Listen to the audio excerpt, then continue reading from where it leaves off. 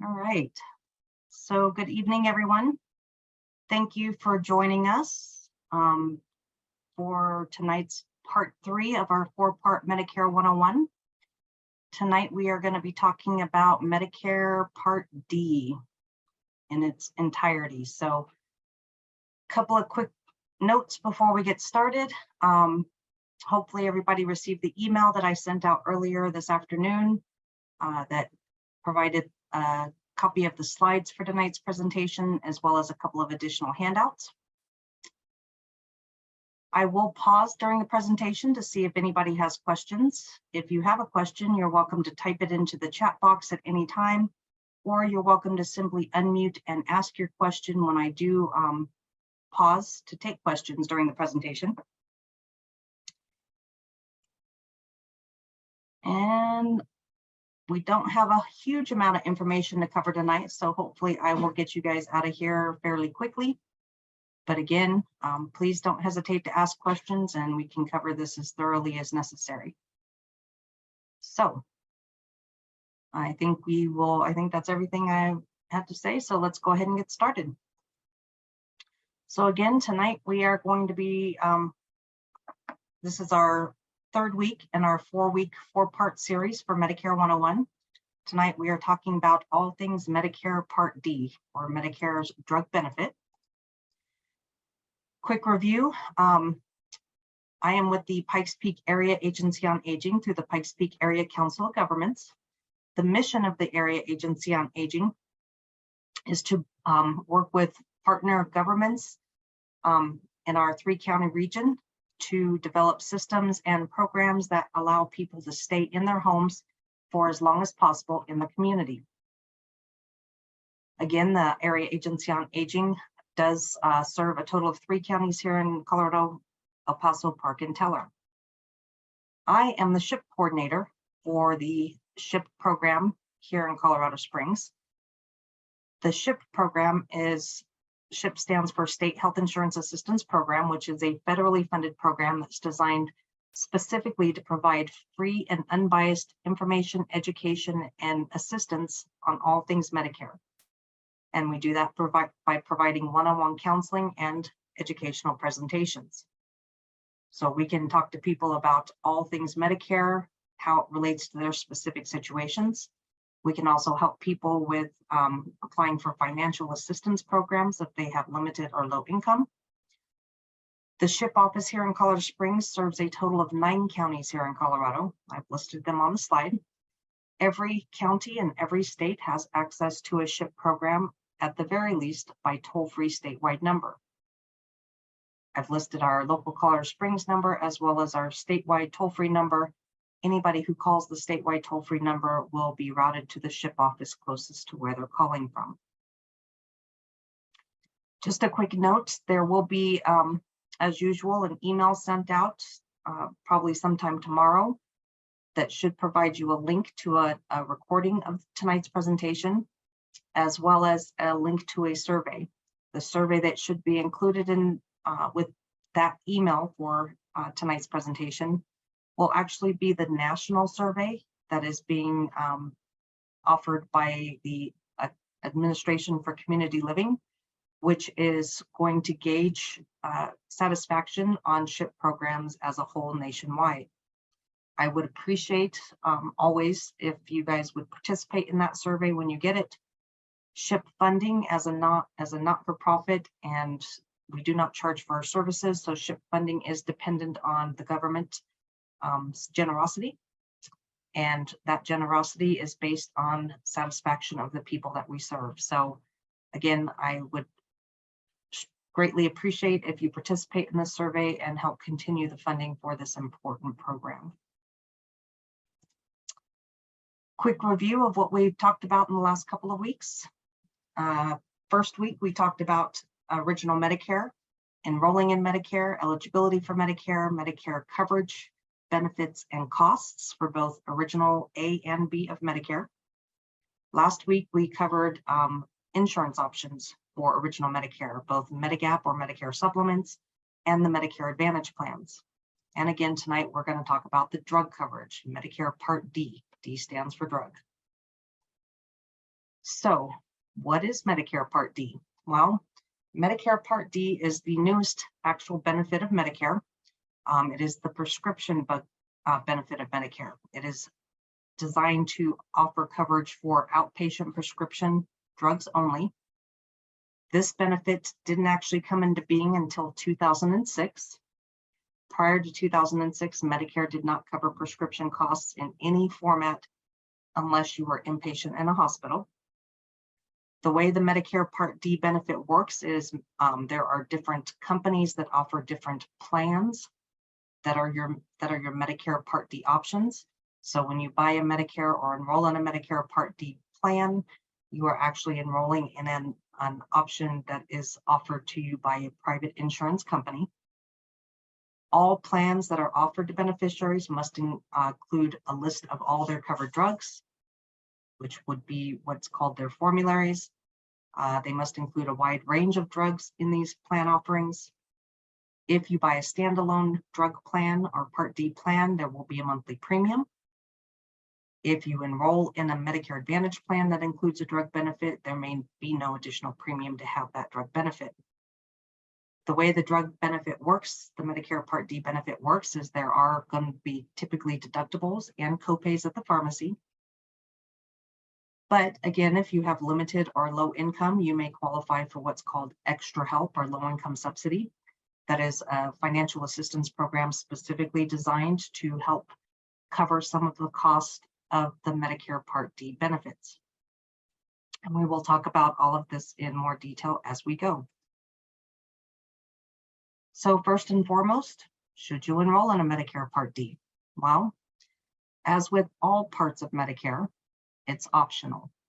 There is no law anywhere at any time that says you are required to enroll in any part of Medicare. So you can choose whether or not you want to enroll in a Medicare Part D benefit. In order to be eligible to enroll in a Medicare Part D benefit, you must be enrolled in either Medicare Part A or Medicare Part B or both. Unlike other options that go with Medicare, you do not have to be enrolled in both A and B at the same time. You can be enrolled in A or B or both at the same time. If you have the option of having a drug benefit through other means than Medicare, for example, if you have a drug benefit included in retirement coverage, or if you are a veteran and you access the VA pharmacy, if you have other drug coverage options and those options are considered as good as or better than what Medicare Part D offers as a benefit, you probably do not need to enroll in a Part D. As long as whatever coverage option you have is considered as good as or better than what Medicare offers, that's called creditable coverage. And if you have other creditable drug coverage, you do not need to enroll in a Part D. And if you ever lose that coverage in the future, you would be allowed to enroll in a Part D without any penalties.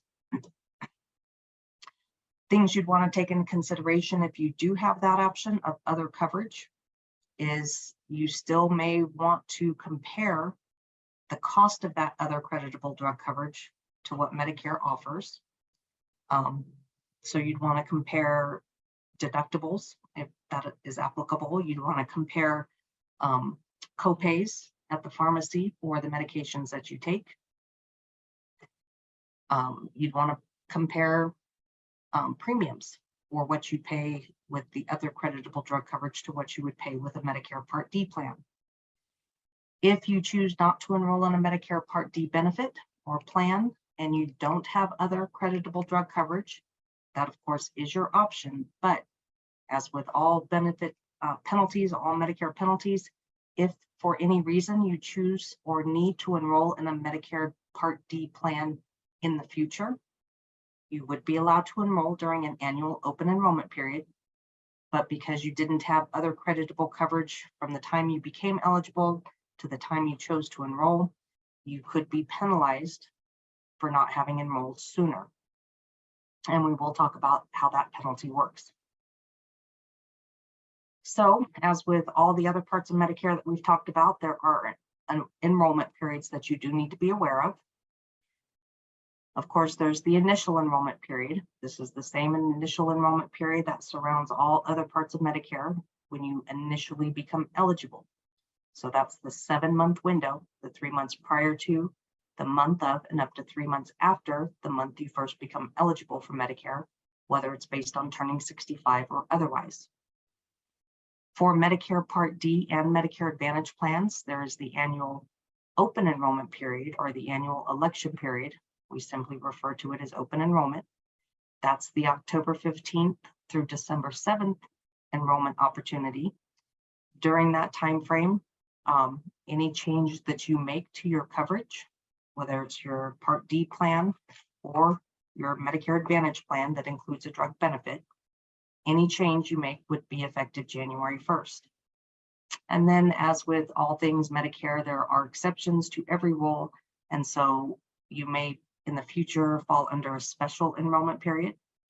And special enrollment periods, as I mentioned in previous weeks, usually apply to situations where you have involuntarily lost other coverage. So waiting to enroll or not enrolling when you first become eligible for Medicare Part D and not having other creditable coverage when that happens. So if you, again, don't enroll in a Part D when you first become eligible to enroll, usually when Medicare first kicks in, and you don't have other drug coverage in the meantime, Medicare will allow you to enroll in a Part D plan any year down the road during the annual enrollment period, but they will usually make you pay more for not having enrolled sooner in the form of a penalty. The way the penalty is calculated is much different than the way the penalty is calculated for Part B, as in boy, of Medicare benefits. So the way Part D penalties are calculated is they will add 1% in penalty for every month that you were without drug coverage, either creditable drug coverage or a Part D, for every month you were without drug coverage from when you first became eligible. And that 1% per month penalty accumulates over time. So the longer you wait, the larger that penalty becomes. If a penalty applies to you and you enroll in the future, the way that penalty is going to be calculated is they are going to take the number of months that you were without drug coverage. So for example, if you waited 2 years to enroll and you didn't have other drug coverage, you will have accumulated a 24% penalty, 1% for every month that you were without. They're going to take that 24%, they're going to multiply it by that year's national Part D premium average. For this year, that's $33.37 per month. So you're going to take that 24%, multiply it by $33.37. Whatever that comes out to is going to be tacked on top of any premium for any Part D plan that you choose to enroll in that year. Again, if you incur a penalty, that penalty is applied every month forever. Penalties never, ever go away. The only exception to that rule is if you are limited or low income and you can qualify for the extra help or the financial assistance on your Part D benefits. So again, Part D penalties or any Medicare penalties that you may incur are forever. So I do, of course, strongly encourage you not to incur them if you can help it. Also, as with Medicare Part B as in boy, Medicare Part D as in drug benefits are subject to the IRMA, or the Income Related Monthly Adjustment Amount, meaning basically the more income you have, the higher Part D premium you may have to pay. So it's based solely on income. It's not a penalty. The income thresholds are the same for Part D as they were for Part B as in boy, but the way they apply that extra amount is going to be lower because the premiums for Part D are lower. So anyone who is a single person whose annual income is $91,000 or below, you will not incur any extra cost. But if your income is $91,000 or higher, you will be assessed an extra $12.40 per month amount to your Part D premium every month. Now that once that IRMA is applied to you in that situation, they do review that every year. So if your income reduces the next year, because for example, if you retire, no longer have work income, so your income has reduced, they review that every year. So just because you incur that higher premium one year does not necessarily mean you will have that higher premium forever. It adjusts, and the government will adjust that as your income changes. And just like for Part B, when they look at who is going to be assessed this extra amount, they are going to base it on what they can find as the most current, most complete IRS tax filing, which is typically going to be a year and a half or 2 years old. So it's always based on old income information. But again, they do review that information every year so that if your income has reduced between then and now, that extra premium amount will also reduce in the future. All right, any questions about any of that so far? Again, if you have a question, you can type it into the chat or you can simply unmute.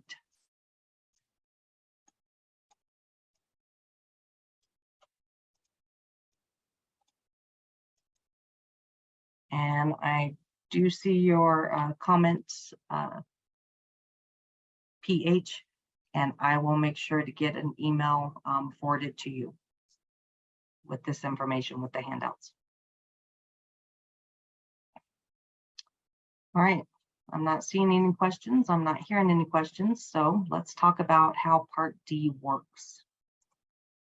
So the way Medicare Part D was structured by the government, they have designed a basic outline of coverage. And this basic outline of coverage is the minimal amount any company can offer you as the beneficiary as a Part D benefit or as a Part D plan. So that outline of coverage says that there will be an annual deductible. For this year, 2022, that deductible has gone up to $480.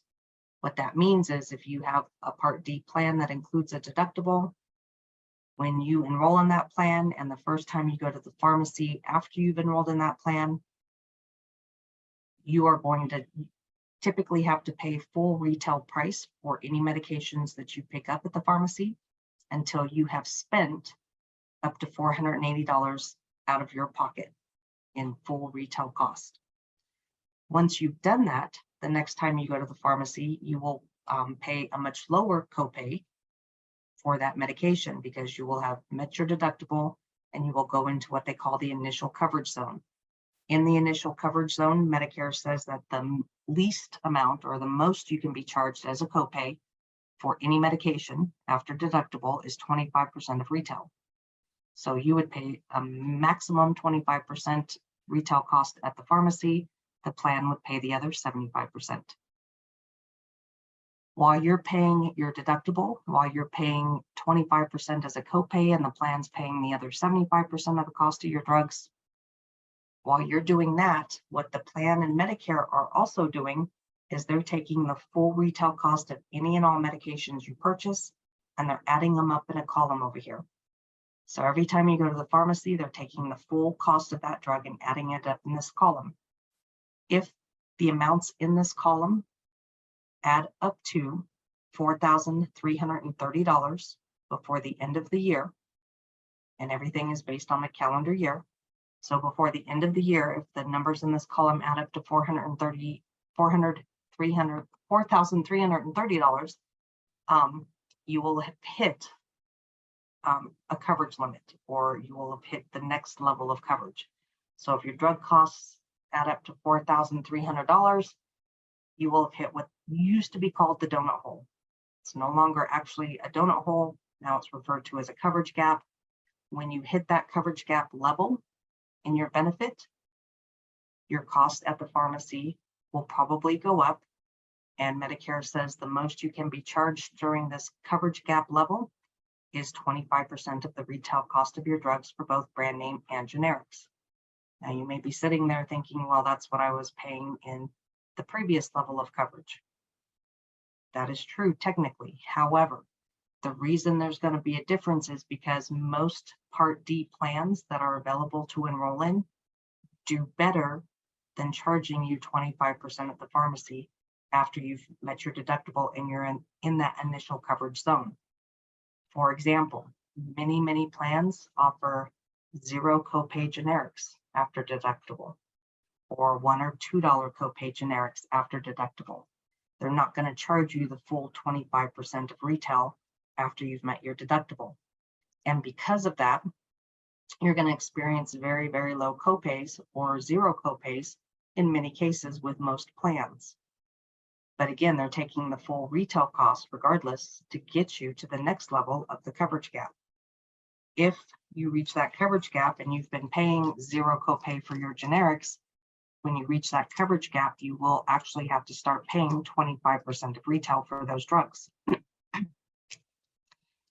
Same thing for brand name drugs. If you're paying a $35 copay for a brand name drug, and then you hit that coverage gap level, that cost at the pharmacy will go up to 25% of the retail cost on that brand name drug. So while they were taking the full retail cost of all your medications and adding them up to get you to that coverage gap level, when you get to that level, they are going to continue to add up costs in this column, but now they're only adding the actual 25% that you're paying at the pharmacy. If that column of numbers that they continue to add to totals before the end of the year $7,050, meaning that's what you've paid out of your pocket, and that's what they've contributed to, you would have reached the next stage of coverage. So you would have paid $7,050 out of your pocket. Total drug costs to get to that point would have totaled $10,012. If you reach that level, you will have hit what they consider catastrophic coverage, meaning next time you go to the pharmacy, you're going to pay a maximum 5% of the retail cost of your medication, or it's going to be a flat copay of $3.95 per month generic copay and $9.85 per month brand name copay. So that would be the most you would pay if you reach catastrophic level of coverage. The plan pays 15% of that cost for the rest of that drug, and then Medicare picks up 80%, the rest of the cost of that drug. Excuse me. And all of this would have to happen within the calendar year. And then come January 1st, that cycle starts all over. Again, this is the least amount of coverage you can be offered as a Part D benefit from any company in any way. So this is the least amount of coverage you can ever get as a Part D. But again, most companies that offer drug coverage do better than this basic outline. There are requirements that Medicare has for these companies and these plans when it comes to how drugs are covered and what drugs are covered by these companies. So Medicare does require that any and all Part D plans that are offered to the public will include at least 2 medications in every class of medication available. For example, if there are 20 different medications on the market for high cholesterol, any plan only has to cover 2 of them. They can choose to cover more, but they must cover at least 2 for every class of medication available. The reason that's important to know is because what that means is if there are 10 different companies selling Part D plans, each one of those companies could choose to have 2 different medications on their pharmacy list or their formulary list. So each plan is going to cover different high blood pressure medications. That's important to you because you want to make sure that any plan that you enroll in is going to cover all of your specific medications. So every plan must cover a minimum of 2 in every class of medical medication. There are 6 classes of medications that every plan must cover all options that are available on the market. Those 6 classes are the antidepressants, antipsychotics, anticonvulsants, antiretrovirals, the immunosuppressants, and the antineoplastics, which are cancer drugs. Medicare also says that any drug covered by a Part D plan must be approved for use by the FDA and approved for use for its medically intended purpose. What does that mean? That means if a doctor is trying to prescribe you Viagra for high blood pressure, Viagra was not created for that medical intention. It was created for an entirely different reason.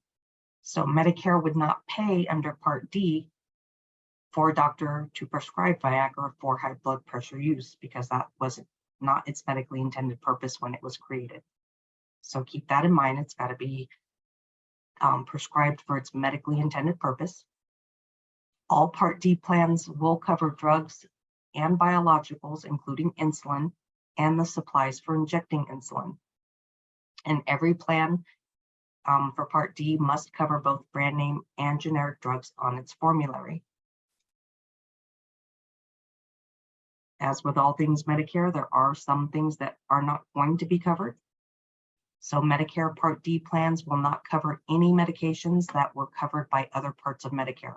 For example, any medications you received while you were inpatient in a hospital, those are covered under Part A of Medicare. They would not be covered under Part D. Anything that is considered over the counter is not going to be covered by your Part D. Even if it requires a prescription, if a drug is specifically designed and prescribed to treat anorexia or for fertility purposes or for cosmetic purposes, it is not going to be covered by Part D. Even if it requires a prescription, if it's solely and specifically designed to relieve cough and cold symptoms, and Robitussin is a perfect example of this, it is not going to be covered by Part D.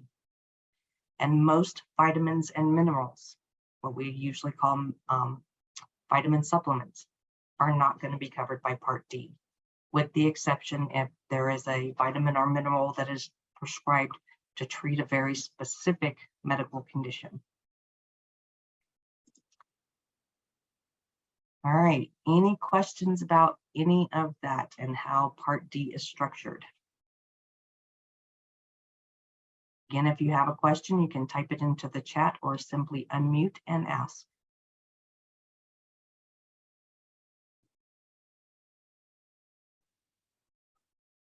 All right, I am still not hearing any questions or seeing.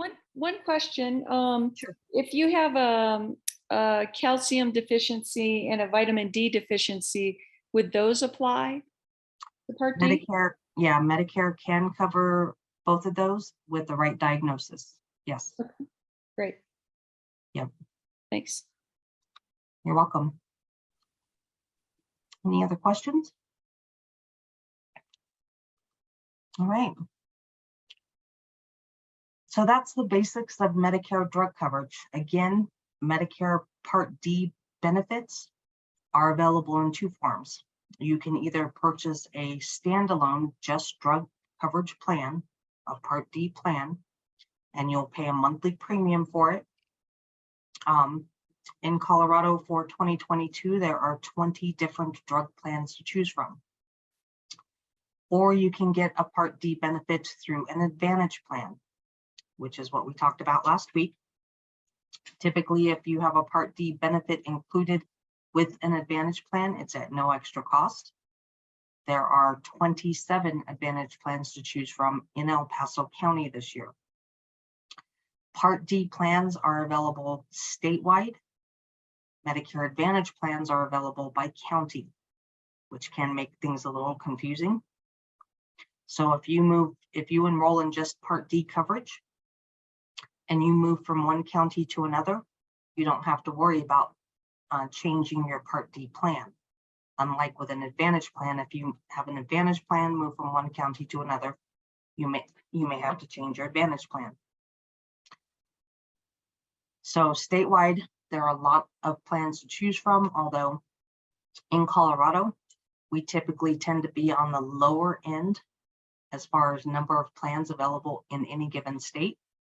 I can tell you Texas typically has plan options that number in the hundreds. You know, close to 100 Part D plans to choose from and 75 Advantage plans to choose from. So in Colorado, we're actually kind of lucky that our options aren't that numerous, because that makes things even more confusing sometimes. I did mention earlier that there could be some financial help available for people who have limited or low incomes that are specific to helping with Part D prescription costs. That assistance is applied for directly through Social Security. If someone is already on a financial assistance program, such as SSI, Supplemental Security Income, or a Medicaid program, or if you are on Medicare and applied for Medicare Savings Program, which we talked about last week, people in those scenarios will automatically get this financial assistance on their drug benefits. People not in those situations would typically have to apply for this assistance. I can tell you income and asset limits for help with Part D are higher than the income and asset limits for the help with Part B of Medicare, the Medicare savings.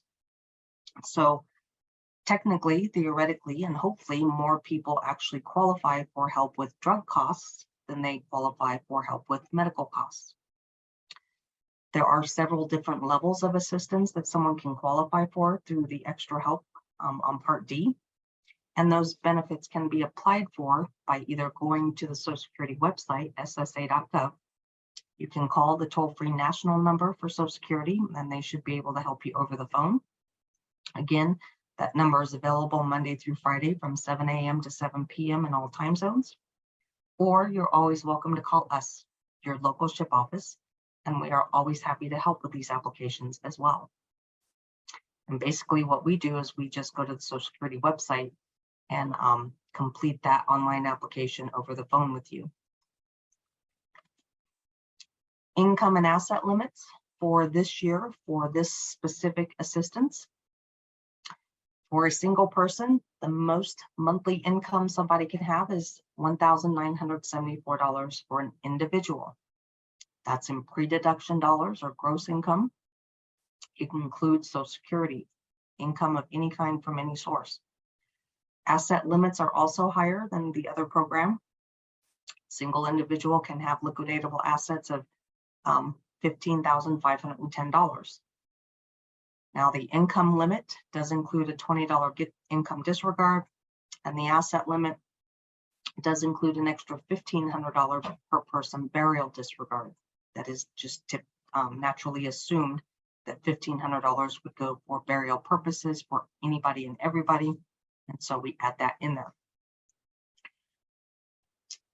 If you are approved, if you apply and are approved for this financial assistance, then you would be able to get a Medicare Part D benefit for as little as 0 monthly premium, little as 0 deductibles, and maximum low copays of $3.95 or less generic per month, $9.85 or less brand name copay per month.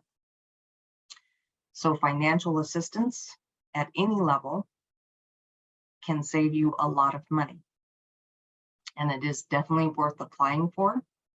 It is something that some people would have to reapply for on an annual basis, especially if you have income that fluctuates for any reason. But again, the income and asset limits are a little more generous, so hopefully more people will qualify for assistance on their drug costs. And we strongly encourage people who are not sure or want more information to come and talk to us or give us a call. And we're happy to talk to you about that eligibility and, if possible, help you with an application.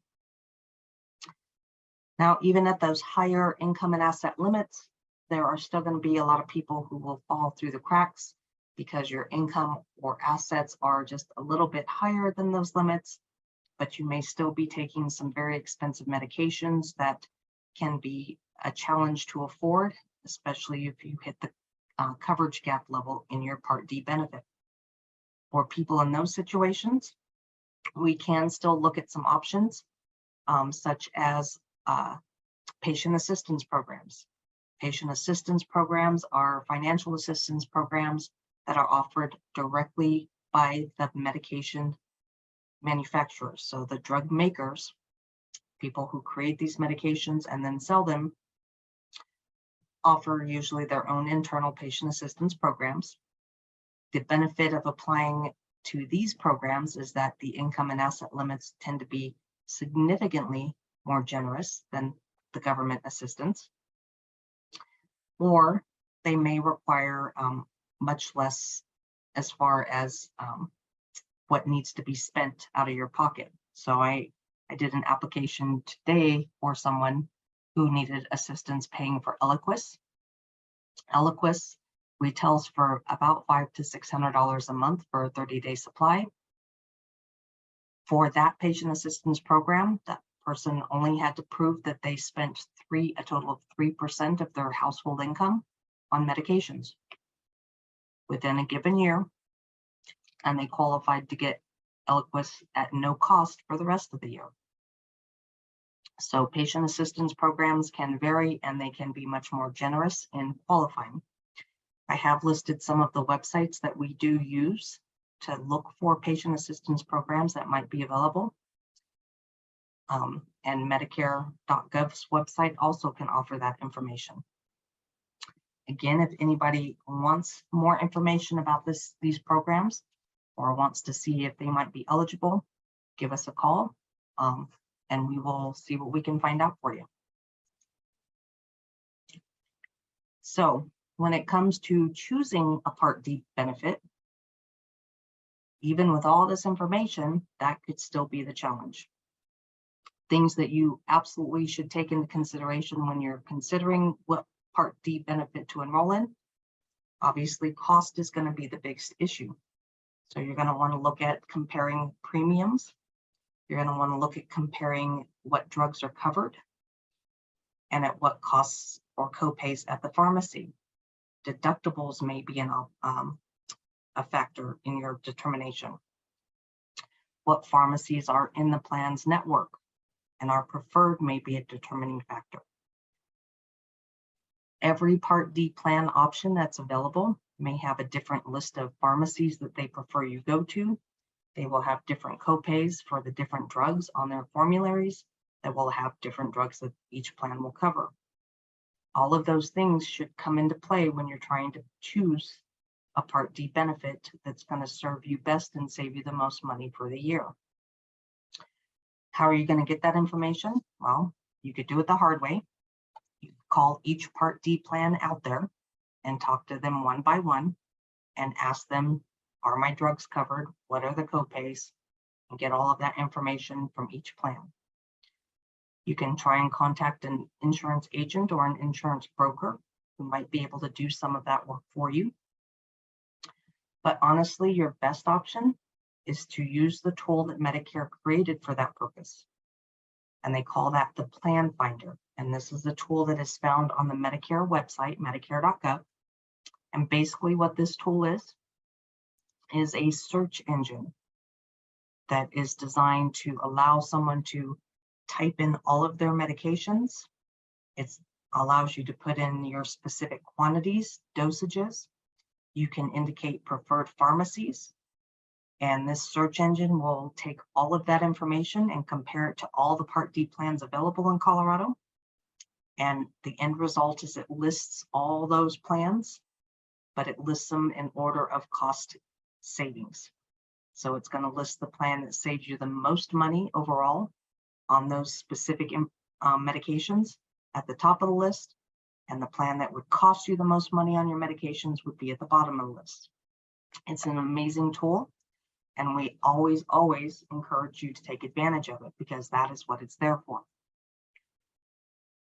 I have in previous weeks sent you this handout. This is how to create a personalized account on the Medicare.gov website. Again, Medicare does not require that you create a personalized account, but they do strongly encourage it. And there are some significant benefits to having a personalized account, especially when it comes to drug coverage. And that is because if you create a personalized Medicare account on the Medicare.gov website, and you take advantage of this Plan Finder search engine, once you type in your medications the first time, your personalized account will save that information. And so every year, if you take advantage of open enrollment to review your options, that information will already be populated in the system, and you can just make changes to it as necessary. So it can save a lot of time. And that's just probably the least beneficial option available through the personalized accounts. Creating a My Medicare account literally takes 5 minutes, but it is still very secure. So again, you have that information. I've provided it to you in the past couple of weeks. If anybody has any questions about creating this account, you're always welcome to call us, and we can answer any questions or help you in any way. So this is a screenshot of the current Medicare.gov homepage. So if you type in Medicare.gov, this is what should pop up.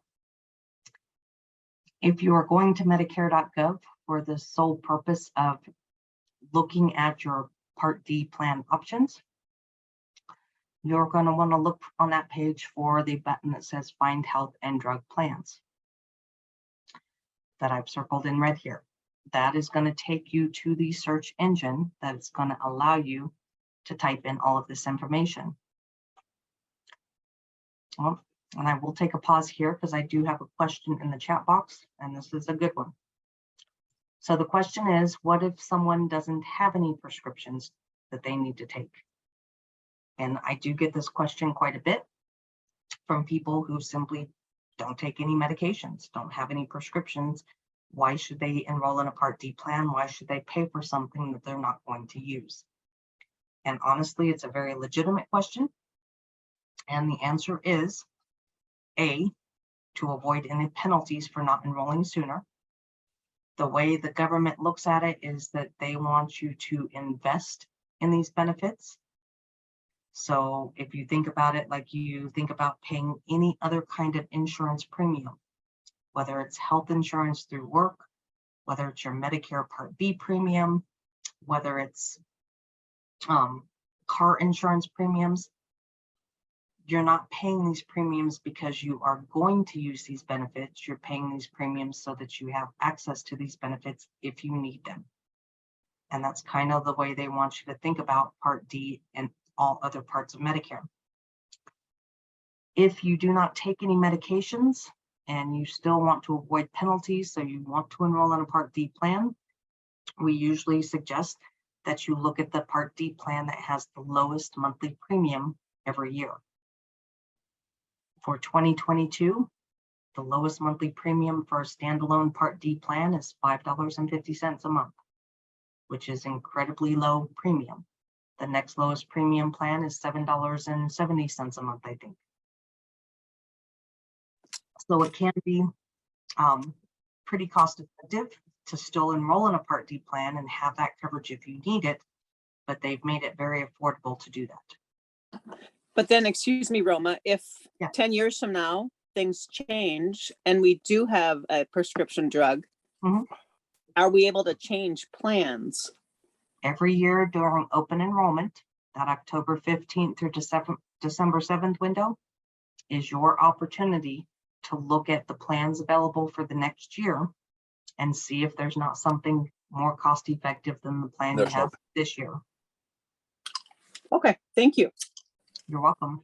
So yeah, even if you get that $5.50 plan this year, that does not mean that $5.50 premium is going to be available next year. So you'd still want to look to see what plan has the lowest premium next year, because your $5.50 plan this year could decide to jump their premium up to $20 next year. So take advantage of that open enrollment period and take advantage of this plan finder, or come see us and we'll help you take advantage of the plan finder to make sure that every year you're getting the plan that has the lowest out-of-pocket cost for you, regardless of whether you take medications or if you take 20 medications. That's the whole point of that search engine and this open enrollment opportunity. And again, we help people with this search engine. Honestly, this is all we do during the annual open enrollment period. So from October 15th to December 7th, this is literally all we help people with, is using this plan finder to see if they need to change or should change their Part D plan to save more money for next year. And once they see their options, you can enroll through the Medicare website with this plan finder. They make the whole process very clean, very smooth, and very simple. And literally making a plan change takes 5 minutes to do. So, you know, I can't encourage you enough to take advantage of these opportunities so that you're not stuck with coverage that either is not going to cover everything you need it to cover, or it's going to cost you more than it needs to. Now, again, as much as you're encouraged to create a My Medicare account, it's not required. And once you hit that Find Health and Drug Plans button from the homepage, it's going to take you to this page. And it's going to ask you to either sign into that account, or if you don't want to create an account, you can still log in without creating an account. So you can still use this search engine without having an account, and it's simply going to ask you for your zip code, and it's going to ask you what type of plan you want to look for. And you can tell it, I want to look just at Advantage plans, I want to look at just Part D plans, or I want to look at both. Once you hit start, it's going to take you to the form that's going to ask you to start typing in your medications. And again, you can get very specific with the information, quantities, dosages, preferred pharmacies. You can pick up to 5 preferred pharmacies for it to compare. So it's very comprehensive. It provides very specific dollar information. So it breaks down how much the copays would be for each medication with each plan at each pharmacy. And trust me, those numbers vary from plan to plan, pharmacy to pharmacy. So it gets very specific information. It gives you totals on what you would be expected or anticipated to spend out of your pocket for the whole year based on those comparisons and those copays and those pharmacy preferences. So it really is a very comprehensive tool, and honestly, it's the most effective and efficient way to compare your options from year to year. Because trying to do all of that math on your own, calling each company one by one, would be a nightmare, honestly. So this is a wonderful tool to use and to take advantage of. All right, any questions about any of that? So we're pretty much done here. I said it was going to be short and sweet tonight. Well, I do have a question in the chat. Will TRICARE for Life cover outpatient drugs, or is Part D needed? Good question. If you have the option of being TRICARE for Life to go with your Medicare, TRICARE for Life benefits do include prescription coverage. That prescription coverage is considered better than what Medicare offers under Part D. You do not need to enroll in a Part D. Again, if you are Medicare and TRICARE, you honestly do not need any other coverage ever. You literally have the best combination of coverage available in this country today. So thank you for your service and take advantage of that. So you do not need a Part D. There is no real reason to enroll in an Advantage plan unless you really, really, really want the extra benefits that Advantage plans may offer. Yeah, Medicare and TRICARE, you are set.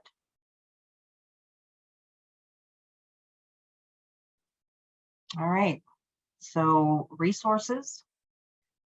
In addition to talking to your local friendly SHIP counselor, you can find some of this information in the Medicare and You handbook that we talked about a couple weeks ago. The Medicare and You handbook, you can call 1-800-MEDICARE and ask them to mail you a hard copy specific for Colorado. And in the back of that handbook, it will list all the Advantage plans, all the standalone Part D plans available in the state in the back of that book. You can go to the Medicare.gov website for general information or to use the plan finder. Again, you can call 1-800-MEDICARE 24 hours a day, 7 days a week, 365 days a year. And if you call them really late at night, they answer the phone right away and they're dying for something to do. Just saying. And you can talk to a real life person. Again, there's no brick and mortar location for Medicare, so you can only reach them by phone. But we are always available during business hours to talk to anybody and answer any questions you may have about anything Medicare. And so please don't hesitate to take advantage of our services. This is what we're here for. Just to put a plug in for our partner program, the Senior Medicare Patrol. This is a partner program to the SHIP program. This is a program that's designed to educate and empower people in detecting fraud, abuse, and errors in the Medicare and Medicaid programs. We are always looking for volunteers for both of our SHIP and SMP programs for education and outreach. The SMP program, honestly, is a little, I think, a little funner program to participate in. You can do a lot of secret shopping. You can do a lot of investigative kind of stuff. But basically, you help people when they are not sure whether or not there's a situation that may involve fraud or may involve billing abuse, or if it's just a billing error. So anybody who might be interested in volunteer opportunities with either of these programs, please feel free to reach out to me. Training is done for both of those programs locally and by the national online training program. Again, if you have any questions, feel free to reach out to us. We have full-time counselors. So I currently have myself and 3 other full-time counselors, and I have a new counselor in training. I've got a couple of part-time volunteers. We are available by phone. We take appointments in person these days. We can do in-person appointments or Zoom appointments or telephone appointments. Or if you have any questions, you're always welcome to email me at the email address listed, seniorinsure@ppacg.org. Again, if you're outside of the El Paso County area, if you call the statewide toll-free number, it will route you to the SHIP office for the program closest to where you're calling from based on counties. Those are our counties here. And if you just want more information about the SHIP program in general, you can visit the SHIP TA Center or shiphelp.org, and it will give you more information about the nationwide effort for SHIP counseling. And that is all I have for you tonight. Are there any other last minute questions or comments? Yes. So last session, I told you that my husband is working and he still gets benefits. Okay. And with Part D, is that something when I turn 65 in January that I will have to sign up for Part D, or is that something that I can hold off and not be penalized for?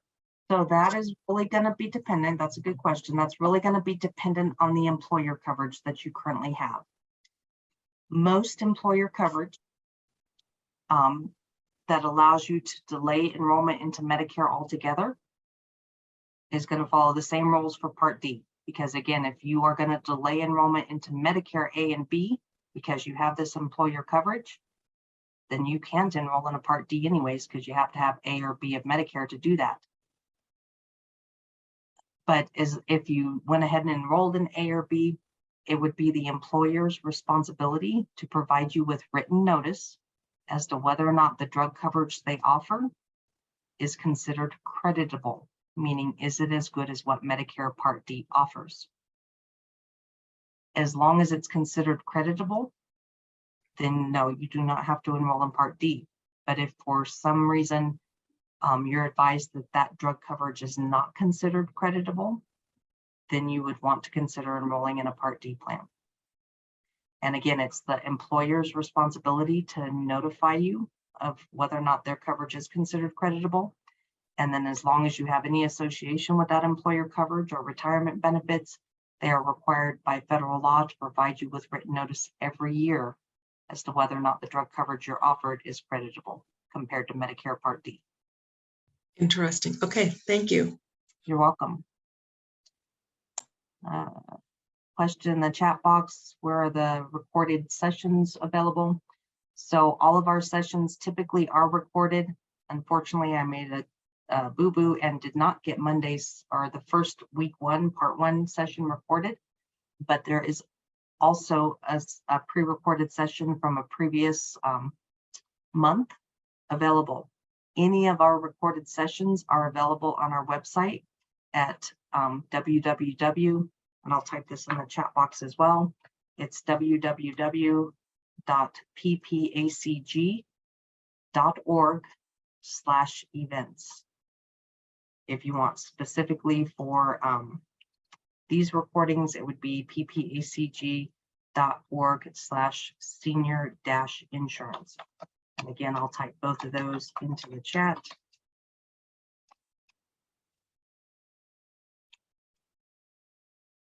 Not only are the recorded sessions posted there under the PPLD library partnership, but the handouts are available for download there as well.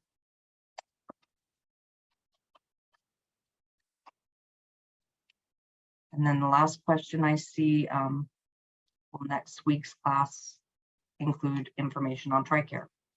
I do talk about TRICARE in our last session, as well as all the other types of options, active employer, retirement coverage, and so forth, but I do not go into a great detail about any of those. So if you have questions specific about TRICARE benefits, be sure to ask them. But I do talk about TRICARE and VA benefits a little bit more. But again, don't go into detail unless you ask me to.